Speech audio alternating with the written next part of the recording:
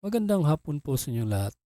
Narito na po ang resulta ng 5 PM draw ngayong May 1, 2026 para sa mga games na 2D Lotto at 3D Lotto. Kung bago ka pa lang sa aking channel, pwede kang mag-like, share, at subscribe para updated kayo sa mga PCSO lottery results araw-araw. Para sa 5 PM draw ng 2D Lotto. 5 and 1 in exact order.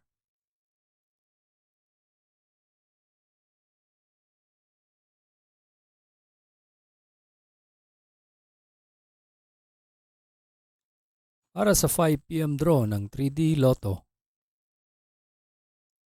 7, 6, and 9 in exact order.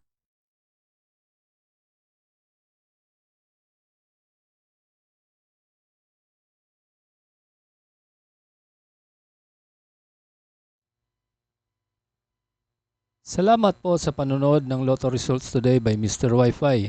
Good luck at maglaro ng responsable. Huwag kalimutang mag-like, share at subscribe. Hanggang sa muli, paalam po sa inyong lahat.